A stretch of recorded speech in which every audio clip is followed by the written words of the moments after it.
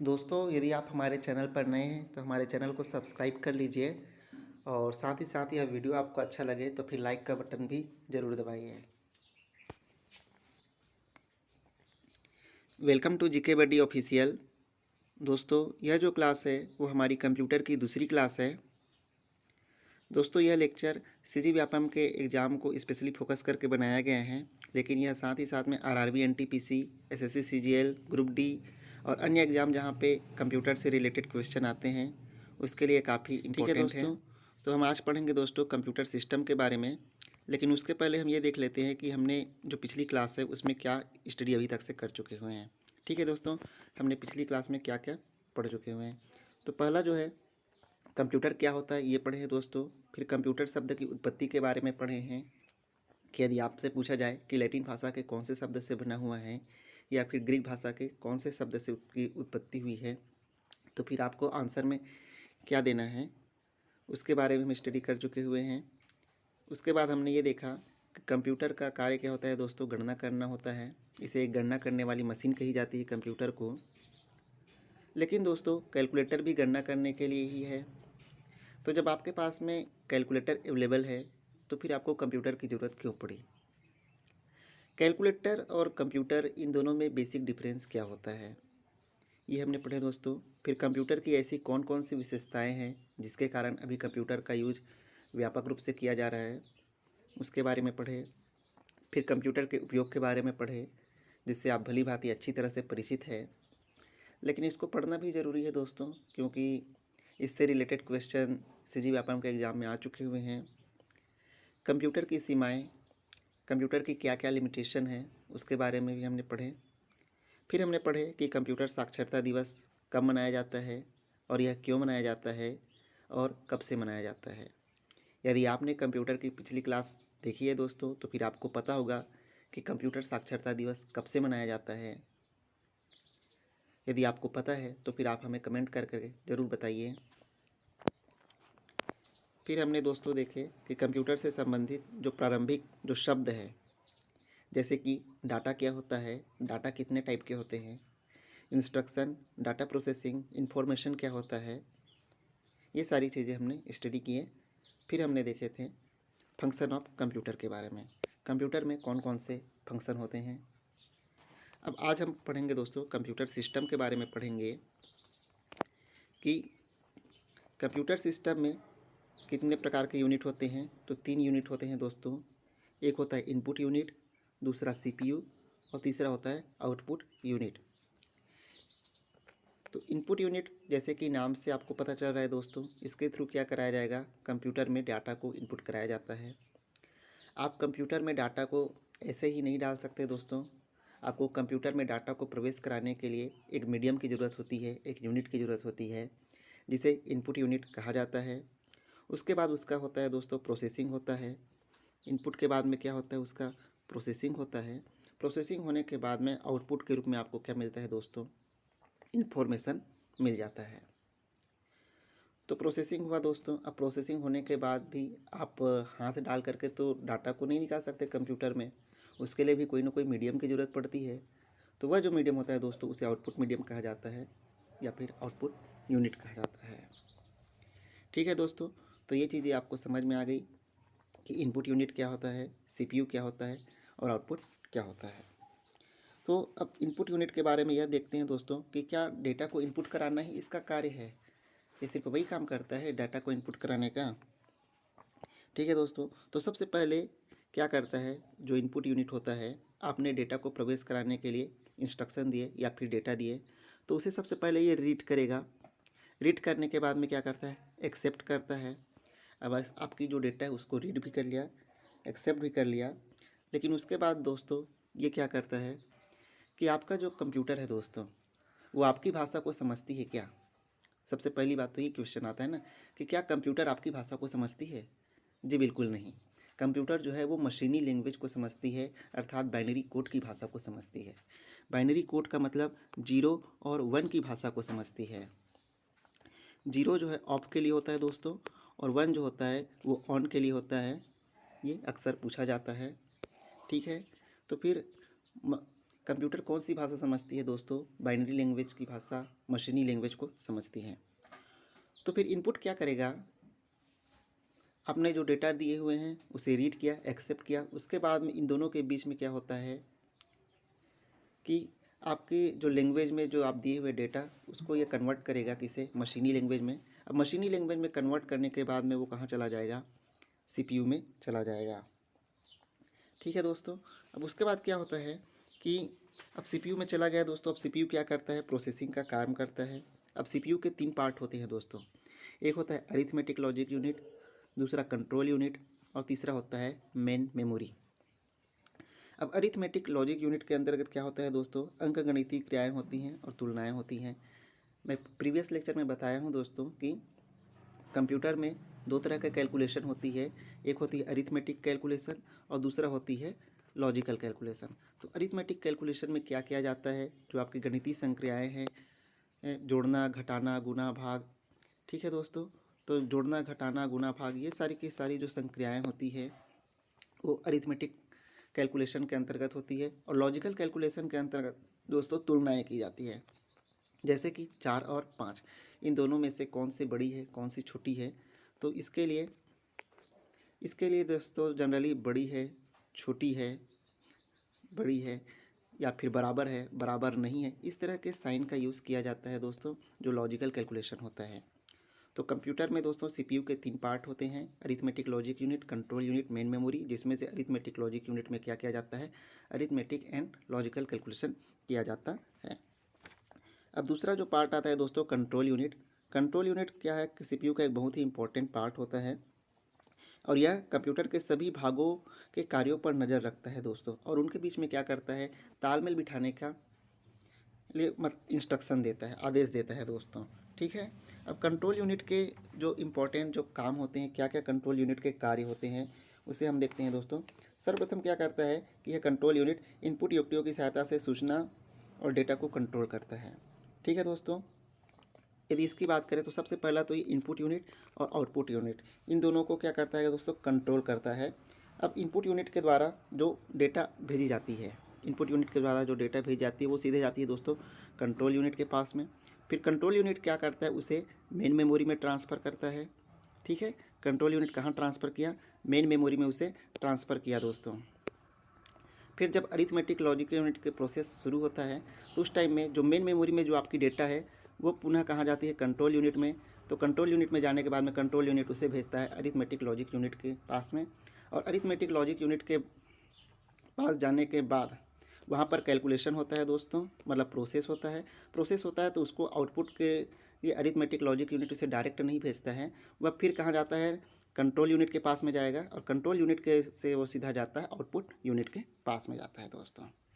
ठीक है। तो ये जो प्रोसेस है वो आपको समझ में आ गई होगी कि कंट्रोल यूनिट में क्या होता है। सबसे पहले जो इनपुट की जो डाटा है, जो डाटा आपने इनपुट किए वो गई कंट्रोल यूनिट के पास में। कंट्रोल यूनिट ने उसको भेजा कहाँ? मेन मेमोरी के पास में। जब अरिथमेटिक लॉजिक यूनिट के लिए प्रोसेस के लिए जब जाता है आपकी डाटा, तो उस कंडीशन में वो डायरेक्ट मेन मेमोरी से अरिथमेटिक लॉजिक यूनिट के पास में नहीं जाता है, वो जाएगा कहाँ? कंट्रोल यूनिट के पास में, और कंट्रोल यूनिट से फिर अरिथमेटिक लॉजिक यूनिट में। और उसके बाद अब प्रोसेस तो हो गया, आपका कैलकुलेशन हो गया, तो फिर कैलकुलेशन होने के बाद में जो डेटा मतलब जो आपको आउटपुट मिल रहा है, रिजल्ट मिल रहा है, वो कहाँ जाएगा? कंट्रोल यूनिट के पास में, और कंट्रोल यूनिट से सीधे जाती है आउटपुट यूनिट के पास में जाती है दोस्तों। अब हम स्टडी करेंगे दोस्तों आउटपुट यूनिट के बारे में। तो आउटपुट यूनिट क्या होता है दोस्तों? डेटा और निर्देश को परिणाम के रूप में प्रदर्शित करने के लिए आउटपुट यूनिट कही जाती है। कंप्यूटर से इंफॉर्मेशन प्राप्त करने के लिए जिस यूनिट का यूज़ किया जाता है उसे आउटपुट यूनिट कही जाती है दोस्तों। ठीक है। अब आउटपुट यूनिट क्या क्या कार्य करता है दोस्तों, ये भी इम्पोर्टेंट है। तो कंप्यूटर के द्वारा दिए गए परिणाम को सबसे पहले तो ये एक्सेप्ट करेगा। ठीक है। आपका प्रोसेस हुआ, प्रोसेस के बाद में जो परिणाम मिला उसे सबसे पहले एक्सेप्ट करेगा। लेकिन जो कंप्यूटर के द्वारा जो प्रोसेस होकर जो आपको परिणाम मिला हुआ है वो कौन सी लैंग्वेज में होता है दोस्तों? बाइनरी लैंग्वेज में होता है, मशीनी लैंग्वेज में होता है, 0 और 1 की भाषा में होती है। और 0 और 1 की जो भाषा होती है उसे जनरली हम समझ नहीं सकते। तो आउटपुट यूनिट क्या करेगा? उसे जो आपका बाइनरी कोड है उसको ये कन्वर्ट करेगा हमारे समझने योग्य लैंग्वेज में। ठीक है दोस्तों। एक ऐसी लैंग्वेज जिसे हम समझ सकते हैं, उस लैंग्वेज में क्या करता है? कन्वर्ट करता है। जो या कोड के रूप में दिए गए परिणाम को हमारे द्वारा पढ़ने योग्य और समझने योग्य रूप में क्या कर देता है, बदल देता है। ठीक है दोस्तों, और बदले हुए जो परिणाम होता है वो हमारे समक्ष ये क्या कर देता है, प्रस्तुत कर देता है। तो इस तरह से ये आउटपुट यूनिट का वर्क होता है दोस्तों। तो हमने पढ़े इनपुट यूनिट, सीपीयू और आउटपुट यूनिट के वर्क के बारे में पढ़े हैं। अब हम इसके बारे में थोड़ी एग्जाम पॉइंट ऑफ व्यू से भी चर्चा कर लेते हैं दोस्तों। कंप्यूटर सिस्टम, कंप्यूटर के सभी उपकरण और उनके संबंध को कंप्यूटर की क्या कही जाती है दोस्तों, संरचना कही जाती है। इसके 3 भाग से मिलकर बना होता है। एक होता है इनपुट यूनिट, वह भाग जिससे कंप्यूटर को अनुदेश, निर्देश या डेटा भेजी जाती है उसे इनपुट यूनिट कही जाती है। जैसे कि आपका कीबोर्ड, कीबोर्ड के थ्रू आप क्या करते हैं दोस्तों, कंप्यूटर में डाटा इनपुट करते हैं। तो फिर कीबोर्ड क्या हुआ दोस्तों, डाटा मतलब इनपुट यूनिट हो गया दोस्तों। ठीक है, अब इसके एग्जाम्पल दोस्तों, जैसे कि mouse, keyboard, scanner, joystick, microphone, light pen, touch screen, track ball, barcode reader, ये सारे। ये देख लीजिए दोस्तों, कीबोर्ड है, स्कैनर भी क्या है, एक इनपुट यूनिट है। उसके थ्रू डाटा क्या करते हैं, हम कंप्यूटर में प्रवेश कराते हैं। ट्रैक बॉल हो गया, MICR हो गया, touch pad, touch panel, joystick, barcode reader, mouse, mouse के थ्रू भी हम क्या करते हैं, डाटा इनपुट कराते हैं। ठीक है दोस्तों, अरे यार,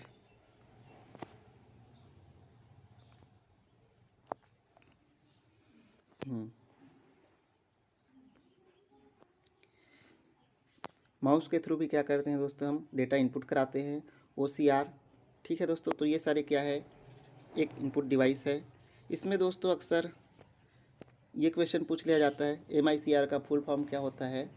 तो मैग्नेटिक इंक कैरेक्टर रीडर होता है दोस्तों इसका फुल फॉर्म। OCR का भी पूछ लिया जाता है, तो OCR का होता है ऑप्टिकल कैरेक्टर रीडर। तो ये फुल फॉर्म जब हम पढ़ेंगे तो फिर इसको भी पढ़ेंगे दोस्तों, लेकिन ये अक्सर पूछ लिया जाता है, तो फिर इसे आप याद रखिए। MICR magnetic ink character reader, और OCR जो होता है वो ऑप्टिकल कैरेक्टर रीडर। अब इसके बाद देखते हैं दोस्तों central processing unit. Central processing unit को दोस्तों प्रोसेसर भी कहा जाता है। इसका मुख्य कार्य डाटा को सूचना में परिवर्तित करना होती है। आपने कंप्यूटर में कोई डेटा डाले, उसको ये किस में कन्वर्ट करता है, सूचना इन्फॉर्मेशन में कन्वर्ट करता है। CPU कंप्यूटर का वह भाग होता है जहाँ कंप्यूटर के सभी कार्य संपन्न होते हैं। CPU को कंप्यूटर का ब्रेन कहा जाता है। कहीं कहीं पर दोस्तों इसमें कंप्यूटर का हृदय भी कहा जाता है। तो फिर अगर से यह पूछा जाए कंप्यूटर का ब्रेन किसे कहते हैं, तो आपको आंसर लगाना है CPU। आपसे यह पूछा जाए कंप्यूटर का हृदय किसे कहते हैं, तो फिर आपको आंसर लगाना है CPU। CPU के द्वारा हाइपर थ्रेडिंग का प्रदर्शन किया जाता है दोस्तों। CPU के 3 भाग होते हैं, जैसे कि आपको पता है, arithmetic logic unit, control unit और main memory. Arithmetic logic unit, इस भाग में गणितीय व तार्किक भाग संपन्न होते हैं। अरिथमेटिक और लॉजिकल कैलकुलेशन संपन्न होते हैं। कंट्रोल यूनिट कंप्यूटर का वह भाग होता है जहां कंप्यूटर के सभी आंतरिक व बाह्य गतिविधियों पर नियंत्रण होता है। कंप्यूटर के किस भाग से आंतरिक व बाह्य गतिविधियों का नियंत्रण होता है, तो फिर कंट्रोल यूनिट से नियंत्रण होता है। कंट्रोल यूनिट को कंप्यूटर का नाड़ी तंत्र भी कहा जाता है। किसे कंप्यूटर का नाड़ी तंत्र कहा जाता है, तो फिर कंट्रोल यूनिट को कंप्यूटर का नाड़ी तंत्र कहा जाता है। इंस्ट्रक्शन साइकिल, इंस्ट्रक्शन साइकिल क्या होता है, सारे आदेश CPU के कंट्रोल यूनिट से होकर गुजरते हैं। यहाँ पर जो प्रोसेसिंग होती है उसे इंस्ट्रक्शन साइकिल कहा जाता है। आपके सारे के सारे जो आदेश होते हैं CPU के कंट्रोल यूनिट से होकर गुजरते हैं, और जो यहाँ पर प्रोसेसिंग होती है उसे इंस्ट्रक्शन साइकिल कहा जाता है। इसमें स्टेप पूछा जा सकता है। तो सबसे पहले फैचिंग होता है, फैचिंग के बाद में डिकोडिंग होता है, डिकोडिंग के बाद में होता है प्रभावी पते को पढ़ा जाता है, उसके बाद इसका एग्जीक्यूशन होता है। इसको हम दोस्तों आगे चल करके डिटेल से स्टडी करेंगे, लेकिन अभी आप सिर्फ इतना समझिए कि सबसे पहले इसमें फैचिंग होगा, फिर डिकोडिंग, फिर प्रभावी पते को पढ़ा जाएगा रीडिंग, फिर इसका एग्जीक्यूशन निष्पादन होगा। ठीक है दोस्तों, अब मेमोरी यूनिट। CPU में वह स्थान जहाँ कंप्यूटर के डेटा का भंडारण होता है उसे क्या कहा जाता है दोस्तों, मेमोरी यूनिट कही जाती है। मेमोरी दोस्तों 2 तरह के होते हैं, एक होता है प्राइमरी मेमोरी जिसे मुख्य मेमोरी भी कहा जाता है, मेन मेमोरी, और दूसरा होता है दोस्तों सेकेंडरी मेमोरी, द्वितीयक मेमोरी भी कहा जाता है। कहीं कहीं पर इसे गौण मेमोरी भी कही जाती है दोस्तों। ठीक है। तो प्राथमिक मेमोरी क्या होता है दोस्तों, इसे आंतरिक या मुख्य मेमोरी कही जाती है। किसे आंतरिक या मुख्य मेमोरी कही जाती है? प्राथमिक मेमोरी को आंतरिक या मुख्य मेमोरी कही जाती है। यह डाटा अस्थायी रूप से स्टोर किया जाता है। इसमें जो डेटा होता है वो कैसे स्टोर किया जाता है? अस्थायी रूप से स्टोर किया जाता है। द्वितीयक मेमोरी को स्थायी मेमोरी भी कही जाती है, जहाँ डेटा जो है स्थायी रूप से स्टोर होती है। तो दोस्तों प्राइमरी मेमोरी में क्या होता है कि जब आंकड़े तथा आदेश जो होते हैं इनपुट उपकरण के द्वारा कंप्यूटर से आते हैं तो सीधा कहाँ पे डाल दिए जाते हैं? तो सीधा भैया वो प्राथमिक मेमोरी में डाल दिए जाते हैं। और उसके बाद कैलकुलेशन होता है। कैलकुलेशन से जो अपने को रिजल्ट मिल रहा है वो भी यहीं पर डाले जाते हैं। प्रमुख मेमोरी के ऐसे दो भाग होते हैं दोस्तों, एक होता है रैम और दूसरा होता है रोम। रैम होता है रैंडम एक्सेस मेमोरी और रोम होता है रीड ओनली मेमोरी। अब इसके बारे में दोस्तों जब हम मेमोरी वाले जो चैप्टर पढ़ेंगे उसमें हम डिटेल से पढ़ेंगे। ठीक है दोस्तों। और दूसरा होता है दोस्तों सेकेंडरी मेमोरी, जिसे क्या बोलते हैं स्थायी मेमोरी भी कही जाती है, जहाँ डेटा स्थायी रूप से स्टोर होती है। आपसे यह पूछा जाए कि कंप्यूटर के अंदर कौन सी मेमोरी होती है, तो फिर वो होती है दोस्तों प्राइमरी मेमोरी। दोस्तों अगर आपसे यह पूछा जाए कि कौन सी ऐसी मेमोरी है जो कि सीपीयू का एक भाग होती है, तो फिर आपका आंसर होगा दोस्तों प्राइमरी मेमोरी।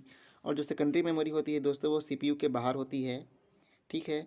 और ये हम बात करें प्राइमरी मेमोरी और सेकेंडरी मेमोरी में किसकी जो स्टोरेज कैपेसिटी होती है दोस्तों वो ज़्यादा होती है, तो प्राइमरी मेमोरी की स्टोरेज कैपेसिटी कम होती है दोस्तों।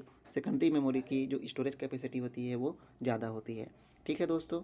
तो फिर सेकेंडरी मेमोरी इसका आंसर रहेगा कि इन दोनों में से कौन सी ऐसी मेमोरी है जिसकी स्टोरेज कैपेसिटी ज़्यादा है, तो फिर सेकेंडरी मेमोरी की जो स्टोरेज कैपेसिटी होती है दोस्तों वो ज़्यादा होती है।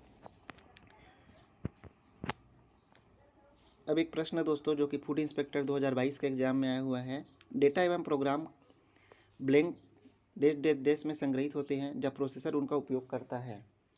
तो इसका आंसर क्या रहेगा दोस्तों? प्रीवियस लेक्चर में मैं बता चुका हूँ, डाटा एवं प्रोग्राम जिस समय प्रोसेस होता है उस समय इसका उपयोग करने के लिए वो कहाँ पर संग्रहित रहता है? मेन मेमोरी में संग्रहित रहता है। Output unit output unit computer का वह भाग जिसे कंप्यूटर के द्वारा प्रोसेस किए गए परिणाम या सूचना प्राप्त किया जाता है वो आउटपुट यूनिट होता है। मॉनिटर, प्रिंटर, प्रोजेक्टर, स्पीकर और प्लॉटर ये सारे के सारे क्या है दोस्तों? आउटपुट यूनिट के एग्जाम्पल हैं। Monitor, printer, plotter, microfilm, multimedia projector ये सारे क्या है दोस्तों? आउटपुट यूनिट के एग्जाम्पल हैं।